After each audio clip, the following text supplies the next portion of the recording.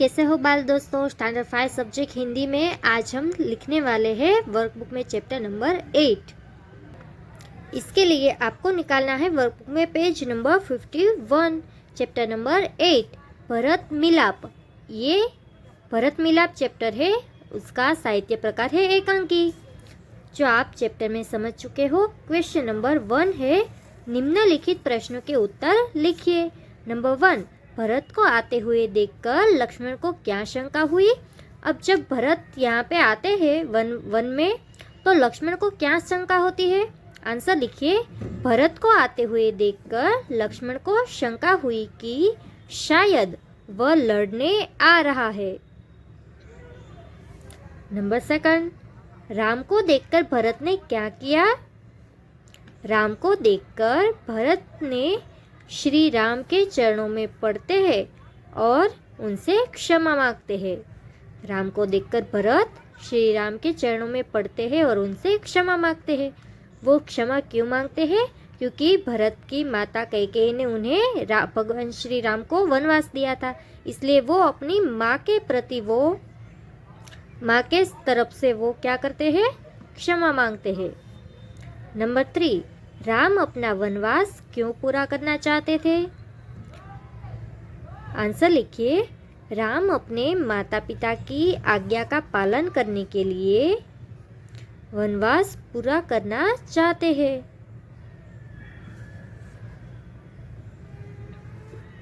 अब है नंबर 4, राम ने नगरजनों से क्या कहा।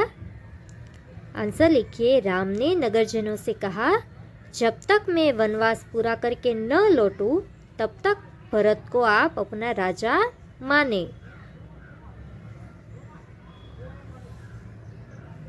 अब है नंबर 5, भरत की जगह आप होते तो क्या करते। तो आंसर लिखिए। भरत की जगह मैं होता तो, अब मैंने यहाँ पे 3 ऑप्शन लिखे हैं, ये तीनों में से कुछ आप करते। राम को लेकर ही अयोध्या लौटता। नंबर 2, किसी भी प्रकार से श्री राम को लौटने के लिए सहमत करता, यानी कि मना लेता। और नंबर 3, अथवा मैं भी राम के साथ वन में रहकर उनकी सेवा करता। अगर आप भरत की जगह होते तो ये तीनों बातें जरूर करते। अब है नंबर 6, आप अपने भाई के साथ कैसा व्यवहार करते हैं। मैं अपने भाई के साथ प्यार भरा व्यवहार करता हूँ। बीमारी के समय भाई की सेवा करता हूँ। मैं सब प्रकार से भाई की मदद भी करता हूँ। आप भी अपने भाई से या बहन से इसी तरह से प्यार से रहते होंगे। अब है क्वेश्चन नंबर 2, जो आपको होमवर्क में कंप्लीट करना है। निम्नलिखित शब्दों को ऊंची आवाज में पढ़िए और लिखिए। यहाँ पे जो वर्ड दिए हैं वो आपको क्या करना है, रीड करना है, और यहाँ पे जो ब्लैंक जगह दी है वहाँ पे 1 टाइम यहाँ लिखना है। मैं आपको रीड करना सिखा देती हूँ, लिखना आपको खुद है। लक्ष्मण, उपेक्षित, क्षमा, अयोध्या, इच्छा, प्रजा, कर्तव्य, ध्यान, प्रभु, इन्हें। अब है क्वेश्चन नंबर 3। क्वेश्चन नंबर 3 में है, निम्नलिखित मुहावरों के अर्थ लिखकर वाक्यों में प्रयोग कीजिए। यहाँ पे क्या करना है कि जो यहाँ पे मुहावरे दिए हैं उनका अर्थ क्या होता है वो आपको यहाँ पे लिखना है और वाक्य में प्रयोग भी करना है। फर्स्ट है सावधान हो जाना। अब सावधान हो जाना उसका मतलब क्या होता है, चौकन्ना हो जाना। और उसका वाक्य बनेगा, शेर की दहाड़ सुनकर सभी प्राणी सावधान हो जाते हैं। देखिए मैंने यहाँ पे ये वाक्य बनाई, ये सेंटेंस बनाया, आप कोई भी सेंटेंस बना के लिख सकते हो। नंबर 2, उत्तेजित होना। उत्तेजित होना उसका अर्थ होता है गुस्सा होना। और वाक्य लिखिए, बेटे का झूठ सुनकर पिताजी उत्तेजित हो गए। नंबर 3, गले लगाना, यानी कि प्यार से मिलना। किसी को आप गले लगाते हो तो उसका मतलब होता है प्यार से मिलना।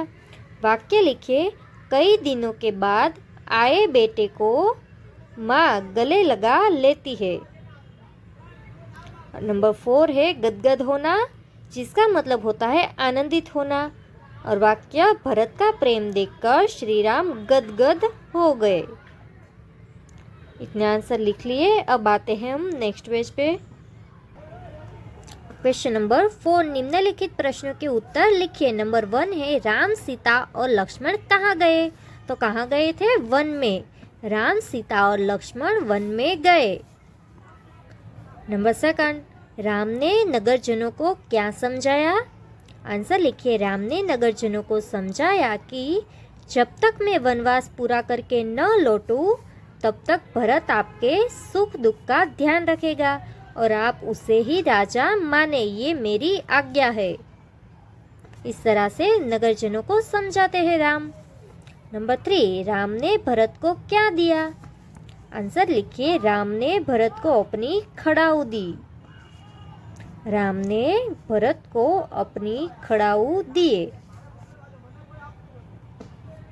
अब है नंबर 4, भरत राम से खड़ाऊ लेकर क्या करना चाहते थे? भरत ने सिंहासन पर खड़ाऊ रखकर राजकाज करने का सोचा था। अब है नंबर 5, निम्नलिखित वाक्यों में मैं या तो मैं लगाकर वाक्य पूरा कीजिए। अब किसी के अंदर हो, कोई चीज़ के अंदर, या तो मैं कब यूज़ होता है वो यहाँ पे आपको समझना है। देखिए फर्स्ट सेंटेंस है, रोटी को देखकर बिल्ली के मुंह में यानी कि मुंह के अंदर, तो सिर्फ यहाँ पे वन मात्रा यूज़ की जाती है, म के ऊपर वन मात्रा। तो क्या कहा जाता है उसको? मुंह में पानी आ गया। अब यहाँ पे है ब्लैंक, तुझे रोटी ले जाने न दूंगी। मैं का मतलब होता है मुझे, मैं तुम्हें इस रोटी को ले जाने नहीं दूंगी। नंबर 3, ब्लैंक कहती हूँ कि यह रोटी मेरी है। तो यहाँ पे आएगा मैं, आपको यहाँ पे डबल मात्रा करने हैं। और नंबर 4 है दोनों बिल्लियों में झगड़ा हो गया, तो आंसर क्या आएगा? मैं। और नंबर 5, रोटी लेने पहले ब्लैंक झपटी थी, यानी कि मैं सबसे पहले रोटी लेने आई थी। तो यहाँ पे क्वेश्चन नंबर 5 आपका कंप्लीट होता है। अब देखते हैं क्वेश्चन नंबर 6, कोष्टक में से सही विकल्प चुनकर जोड़ मिलाइए। यहाँ पे आपको ऑप्शन दिए हैं और यहाँ पे जो भी शब्द लिखे हैं उसको इंग्लिश में किस तरह से यूज़ किया जाता है वो लिखना है। कीमत, तो आप जब भी कोई भी चीज़ खरीदे तो कीमत लिखी होती है, तो उसको इंग्लिश में क्या लिखा होता है? MRP लिखा होता है, वहाँ पे उस चीज़ की कीमत लिखी होती है। वजन, तो वजन की जगह पे वो रैपर पे क्या लिखा होता है? Weight, WEIGHT। उत्पादन दिनांक, यानी कि जब भी ये चीज़ बनाई गई है उस उत्पादन का जो डेट होता है वो यहाँ पे लिखा जाता है, तो वो है मैन्युफैक्चरिंग डेट, यानी कि MFD। उपयोग की अंतिम दिनांक, यानी कि एक्सपायरी डेट, आप कब तक उस चीज़ का उपयोग कर सकते हैं, यानी कि उसके बाद वो चीज़ बिगड़ जा सकती है, इसलिए वो लास्ट जो दिन होता है उसे कहते हैं एक्सपायरी डेट। शाकाहारी, अगर शाकाहारी वो चीज़ है तो वहाँ पे हरा सिंबल होगा, इस तरह से डॉट है यहाँ पे, तो वो डॉट हरा रंग का होगा। अगर वो मांसाहारी है यानी कि नॉन वेजिटेरियन है तो वहाँ पे रेड कलर की साइन होगी, इस तरह से सर्कल में। प्रमाणित खाद्य पदार्थ, एक मार्क का साइन होगा जो प्रमाणित किया गया है। अब है आगे नेक्स्ट पेज नंबर 53 पे प्रवृत्तियाँ यानी कि एक्टिविटी। क्वेश्चन 1, कोष्टक के शब्द और उनके समानार्थी शब्द ढूंढकर गोला कीजिए और समानार्थी शब्दों की जोड़ियाँ नीचे लिखिए। ये आपको होमवर्क में कंप्लीट करना है। मैं आपको नीचे जो भी शब्द लिखा हूँ वो आपको इसमें से ढूंढना है। देखिए फर्स्ट है कुटिया, तो कुटिया का समानार्थी शब्द होता है झोपड़ी, तो वो आपको इसमें से ढूंढना है। नंबर 2 है शायद, तो उसका समानार्थी शब्द होगा कदाचित, तो वो आपको इसमें ढूंढना है। शक, तो शक का मतलब क्या होता है? शंका, तो वो यहाँ पे आपको मिल जाएगा। अब है निकट, निकट का मतलब होता है नज़दीक, तो नज़दीक आपको इसमें से ढूंढना है। अब उसके बाद है चरण। चरण का मतलब होता है पैर। बाद में है दोष। तो दोष का समानार्थी शब्द क्या होता है? अपराध।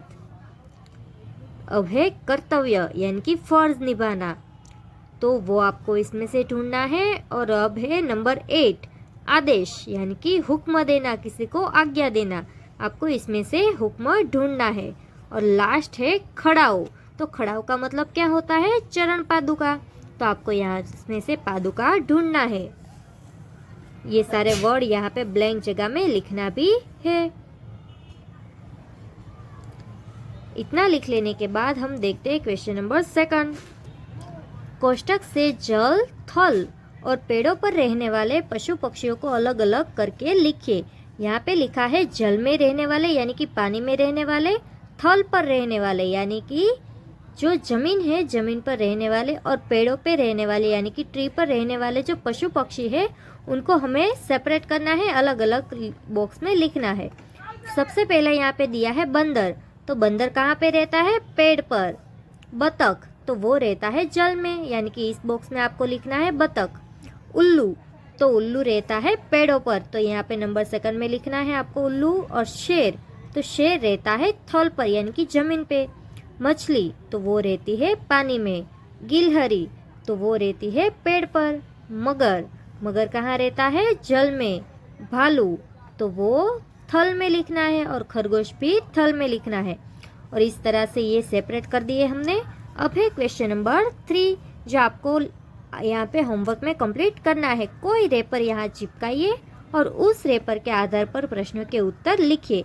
देखिए ये क्वेश्चन है, आपको कोई भी चीज़ का, खाने की चीज़ हो या तो जो आप रोजिंदी जीवन में यूज़ करते हो ऐसी चीज़ हो, उसका यहाँ पे सिर्फ आपको एक रेपर चिपकाना है, यानी कि उसका जो रेपर होता है कोई भी चीज़ का वो यहाँ पे आपको स्टिक करना है। और उसके बारे में यहाँ पे आपको कुछ क्वेश्चन दिए हैं, वो क्वेश्चन आपको लिखने हैं आंसर।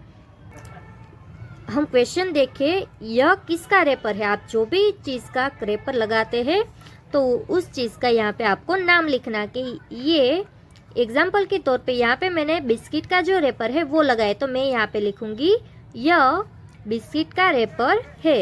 इस रेपर पर क्या कीमत छपी हुई है? तो आपको उसकी MRP देखनी है। और यहाँ पे लिखना है इस रेपर पर इसकी 5 रुपीज़ कीमत छपी हुई है। इसका पैकिंग कब हुआ है?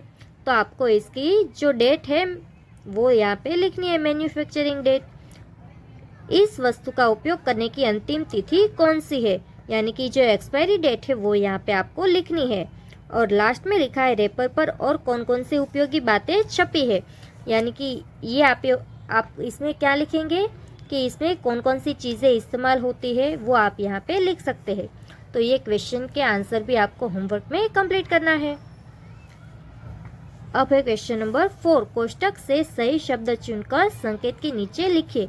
यहाँ पे आपको कुछ वर्ड दिए हैं, यानी तो वो आपको इस पिक्चर को देख के संकेत को पहचानना है कि कौन सा संकेत है। फर्स्ट है यहाँ पे बेड है और ये है डॉक्टर की साइन, तो यहाँ पे आपको लिखना है हॉस्पिटल, ये है हॉस्पिटल। उसके बाद यहाँ पे ट्रेन है और 2 एरोस की ये है, यानी कि ये है रेलवे क्रॉसिंग आरक्षित। उसके बाद है जेब्रा क्रॉसिंग और ये यहाँ पे एक चल के जा रहा है लड़का, तो यहाँ पे आपको लिखना है पैदल यात्री क्रॉसिंग। और यहाँ पे साइकिल है तो आपको लिखना है साइकिल क्रॉसिंग। ये सारे संकेत आपको याद रखने हैं। अब है क्वेश्चन नंबर 5। सूचना अनुसार लिखिए। अपना नाम लिखिए। देखिए ये ब्लैंक जगह है, वहाँ पे आपको अपना नाम लिखना है। अब है नंबर 2। अपने शहर का नाम लिखिए।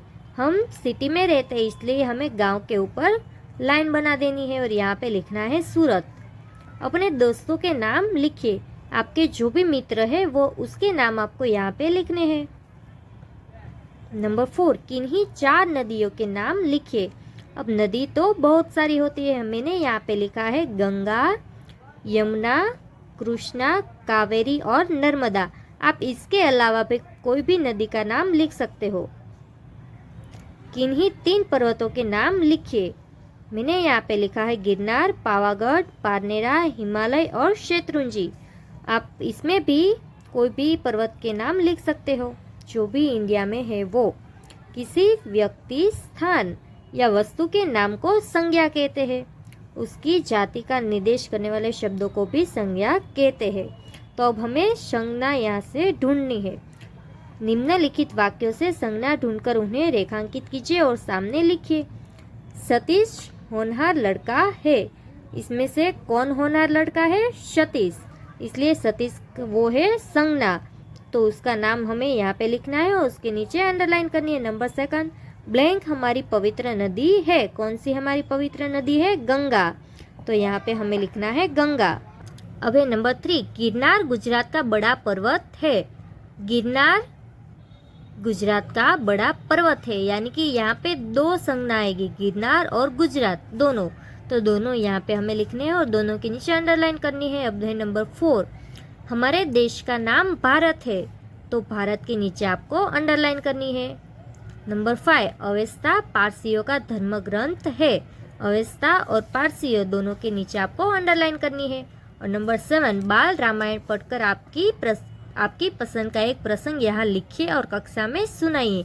अब आपको क्या करना है, इसको ओमिट कर देना है, यानी कि हमें यहाँ पे लिखना नहीं है। लेकिन आप जब भी अपने दोस्तों के साथ बैठे तो रामायण का कोई भी एक प्रसंग उनको ज़रूर सुनाइए जो कि आपको पसंद है। और यहाँ पे हमारा चैप्टर नंबर 8 है वो वर्कबुक में कंप्लीट होता है। आप भी वर्कबुक में कंप्लीट करके रखिए।